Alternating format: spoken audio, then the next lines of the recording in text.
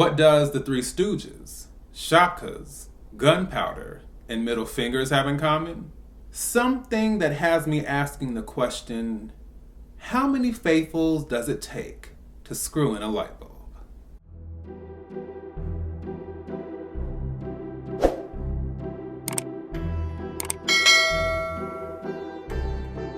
Hey everyone, this is the Movie Man, fellow cinephile, popcorn addict, and emerging film critic, coming to you with reliable recaps, reviews, and reactions. And today, I'm coming to you all with yet another episode of The Traitors, Season 3, Episode 6, A Dysfunctional Family. So we pick up where we left off at the end of the last episode, where Carolyn is confronting Danielle. It's about to go down, and Carolyn is like, look, I know you put my name out there. I know you're trying to get me banished. Danielle's like, no, I'm not trying to get you banished. And Carolyn's like, yes, you did. You didn't come to me about this. She's like, well, I did it because you didn't come to me about Jeremy. And Carolyn also believes that Rob would take her out at this point as well. She's like, I can't trust anybody. The only people I want to eliminate at this point and try to take out is the both of you. So then Danielle, I suppose, calls herself trying to bring things back together by saying that we are a family, like a giant tree branching up towards the sky. Shout out to Dreamgirls. And Carolyn is like, what? Are we? But I was thinking the same thing. I was just like, it's just, even that, it's just like Danielle she doesn't have it. And it's no disrespect because I appreciate the legacy. And I don't even want to make it about age because, you can still be strategic and you can still, but I'm like, maybe she's been too long out of the game, or maybe it's just the fact that in this game, her general strategy just doesn't serve her. But even her response is just like, Danielle, please. So Danielle's like, okay, well, I'm sorry. I'll make it up to you, I guess, as far as taking suspicion off of Carolyn. I'm so over Danielle. But at this point, Carolyn is like, okay, maybe, I'm not sure. I was just like, do not trust either one of them, especially Danielle. Also, a quick shout out to my mom because she said this whole scene with them having this conversation in the tower, she said it was giving Mo, Curly, and Larry. Shout out to the Three Stooges. So, as far as elimination, they already know they cannot take out Ciara or Nikki, but they bring up Bob Harper because he brought up Rob's name and even laid out his whole gameplay at the last roundtable. They also bring up WES because WES is very dangerous, but they feel like if they take him out, then all eyes will be pointed towards them. But I was like, if you take out Bob Harper, who also just put you on blast, would that not? Okay. And then they mention Ivar because he's someone that will never get voted out because they think he's a faithful. So I'm just like, then what is the rationale? Because he'll never get voted out. Like, I've said this plenty of times, but the gameplay, the strategy is just so baffling and confusing at this point. Like, none of this makes sense. None of it at all. So when it comes down to it, at breakfast the next morning, it is revealed that Bob Harper, has exited the game, or I should say been eliminated, which is not surprising given the circumstances. He's upset about it, but c'est la vie. And again, my main thing is like, is no one going to think about the fact that he just put Rob on blast? This is what I'm saying, like, there's no real thought here. It can't be. You cannot think that the person who just put you on blast and suddenly gets out, you can't, I guess Rob feels like he can flip around and say like, that's how they want it to look. And it's so interesting because Ciara actually mentioned Danielle possibly being the traitor because she was one of the first few faithful in the room. And she was saying like, because Danielle, with the crying, and she got cut off because other folks came in. I wanted to hear what she was going to say. And and I don't think she ever got back there. Maybe she will next episode, but I was just like, dang, we were getting somewhere. Let me also say that Danielle is already making it very easy for herself. I mean, continuously, especially after the last episode.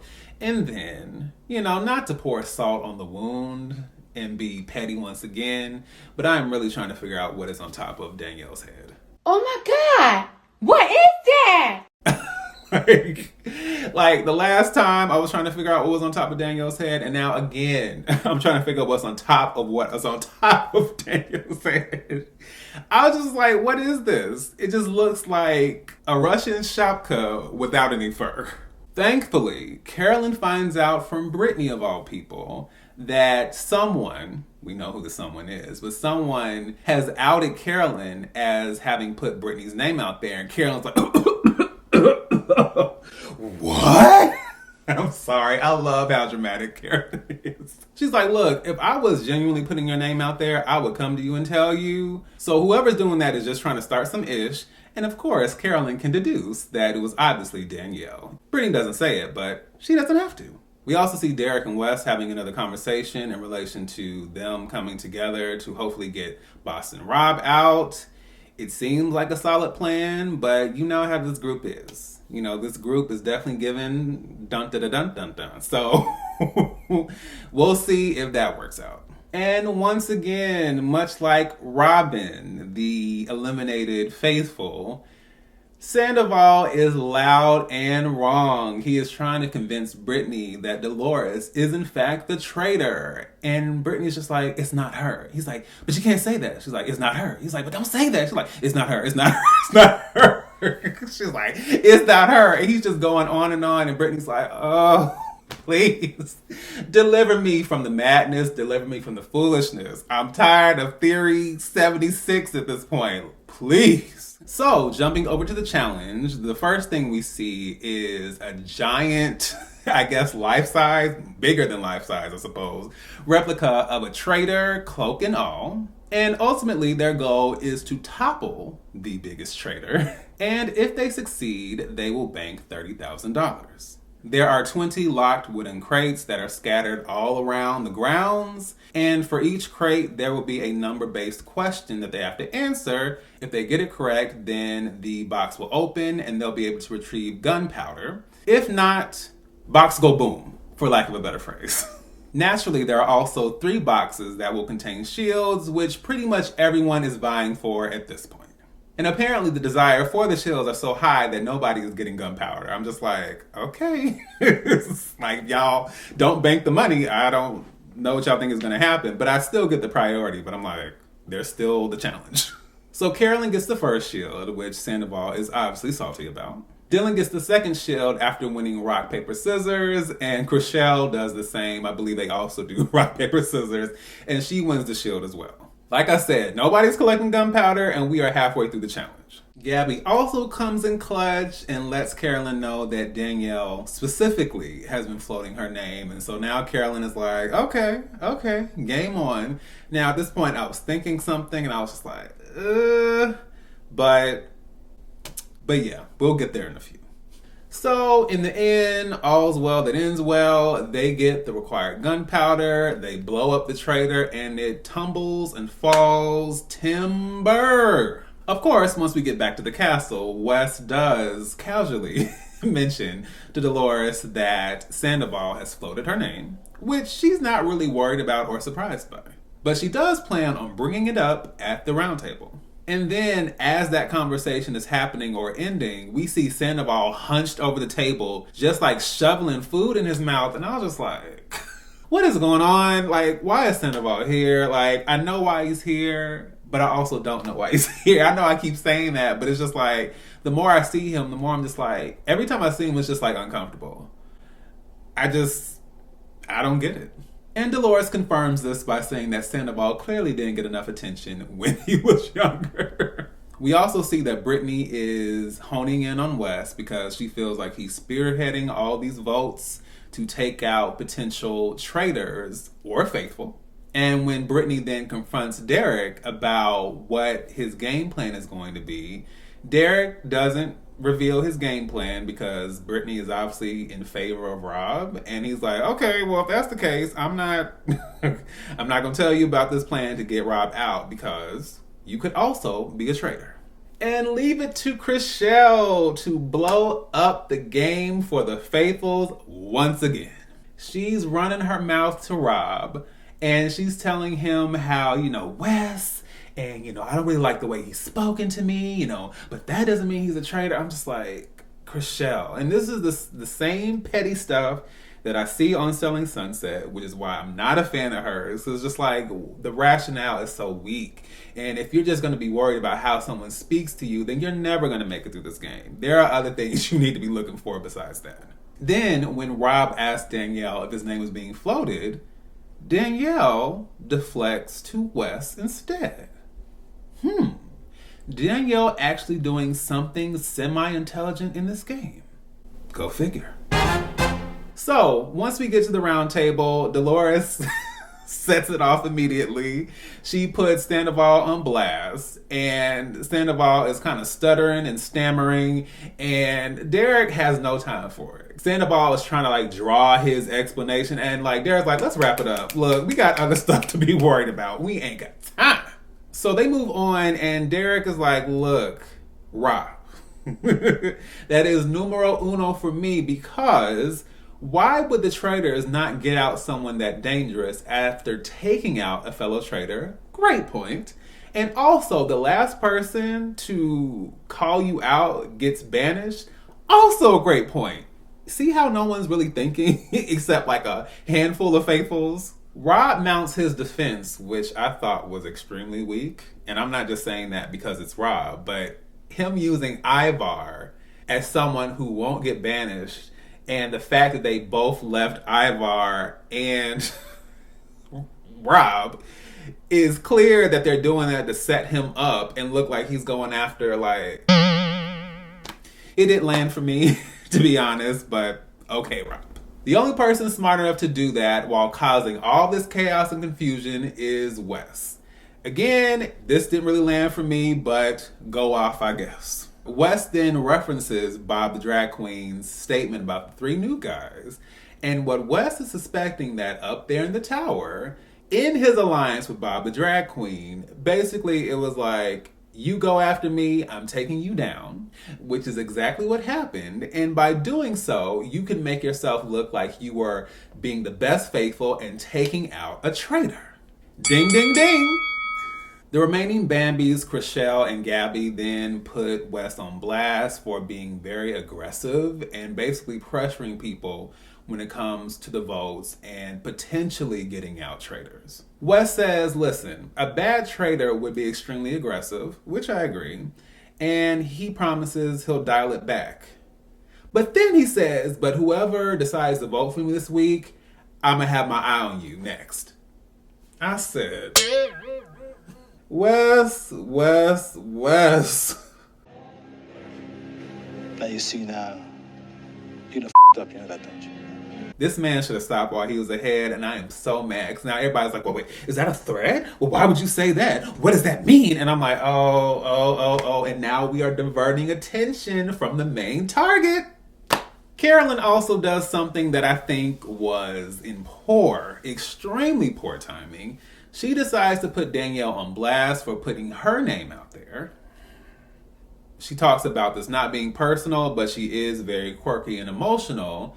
And then, Britney jumps in, and then Danielle tries to defend herself by saying, but you put Britney's name out there. And she was just like, you need to stop lying. I did not. She was like, yes, you did. I'm just like, and I understand you obviously can't expose yourself, but just the fact that she was able to just to float that lie and she's just able to throw that out there, I'm just like, Danielle, you're so whack.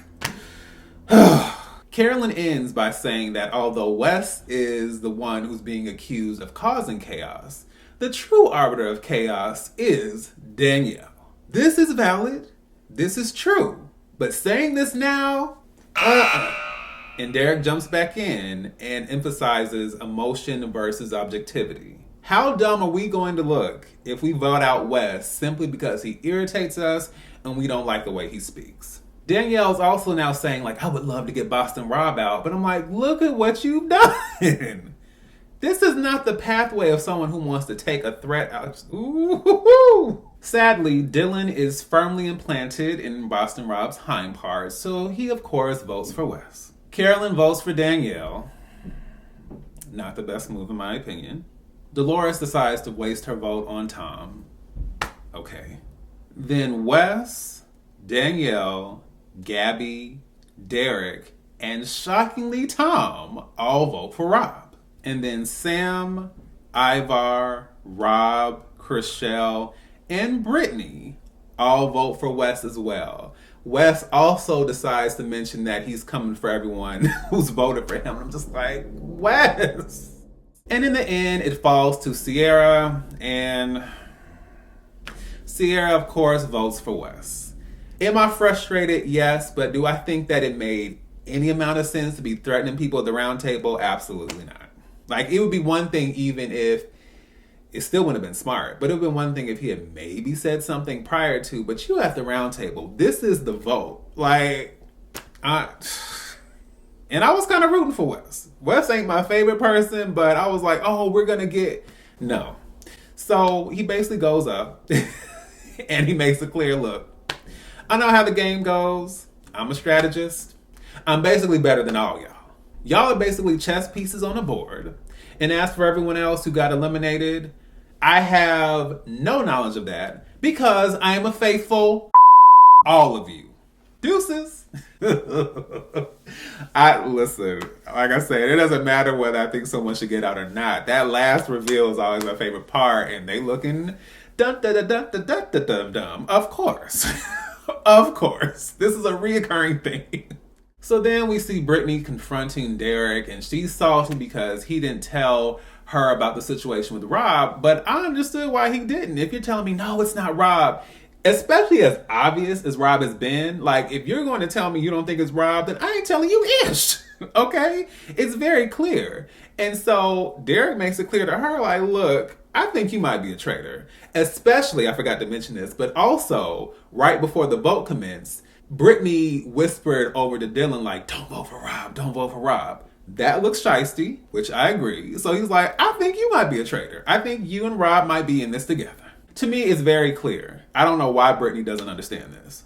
Because this ain't rocket science. It's not. And so now, of course, we have yet another situation that is distracting from taking out the real traitors. Yay! And I'm going to say it again, Carolyn messed up because she could have just gone along with the vote, maybe said WES, maybe said Rob, but had she done that, they would have gotten Rob out. Like if she had just kind of gone along and then thought about this rationally instead of emotionally, they would have been good. But we wasted a vote on Danielle, Dolores wasted a vote on Tom, and then this is what happens. I can't. Then we get to the tower, which is extremely uncomfortable. They are standing there in silence for the longest time. And so Carolyn's just like, we may as well put it out there because it is what it is. And Rob was just like, did we not just say we weren't going to take shots at each other? And now this has happened. Danielle tries to rationalize what she did by saying, like, you know, what you did with Bob the Drag Queen, which is true, but it's still BS for the most part. Especially considering that she also threw out Carolyn's name. So at this point, she is just like blowing wherever the wind blows. Wherever she can make something happen, she's just going. She is everywhere but where she needs to be, focused on the game. And it gets even worse because she tries to justify putting Carolyn's name out there. Because Carolyn's like, look, I found out that you still were putting me out there. And she's like, well, that was yesterday, but people are still finding out about it. So it still is going to make her feel like you really been out there running your mouth, which you have. And then she's going to say, you know, she was trying to justify lying on Carolyn. She was like, well, you did put Britney's name out there because you wanted to eliminate her. So, like, that's what I meant. I'm like, that is not... Woo! All right. We're gonna bring it on down. We're gonna bring it on down. Shout out to Whitney from the Real Housewives of Salt Lake City. I had to bring it on down. So Carolyn's like, you know what? I'm tired of all this. Okay? Maybe me and Rob should just take you out. Well, I mean, straight to the point. I appreciate the honesty. And Danielle is shook, but she says, look, I can throw it right back at you. Carolyn's like, with lies? She's like, no, with facts. She's like, what facts? She doesn't say anything because she doesn't have it. She's like, you have nothing on me. She's like, I have plenty. I was like, okay, we'll see, Danielle. Your game has sucked so far, so we'll see. I don't have high hopes, but we'll see. And Carolyn's just like, okay, let's go game on. And poor Boston Rob, and this is probably the only time I'm going to say this, but poor Boston Rob is looking completely stressed out and horrified. He's like, this is a disaster. And I absolutely agree. It appears that the Hot Mess Express is right on schedule. And that wraps up episode 6, A Dysfunctional Family. A mess still. I'm enjoying it. You know, I'm always going to enjoy the game, but I'm just like, what are we doing?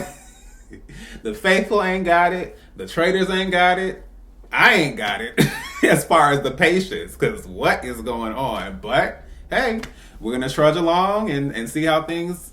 I'm still trying to hold out hope for Carolyn. I will also say that Derek is kind of growing on me because he's actually making sense, and I appreciate logic and, you know, genuine brain power, like some actual, put some thought behind something. That is something I try to do myself in life and on YouTube. You know, even when I do my videos, I like to know what I'm talking about. And Derek is actually putting forth some genuine arguments, and everyone else is just like, you know, I understand WES didn't help, but it's just like, I wish y'all would pay attention. I'm stressed out. You know, I'm kind of stressed and I'm also entertained, and then I'm stressed and then I'm entertained. It's like a balance of both. But ultimately, I am very excited to see what happens next week. Like I said, the struggle this season is so real. So, once again, this is D, Movie Man, signing off, and I'll see you at the movie.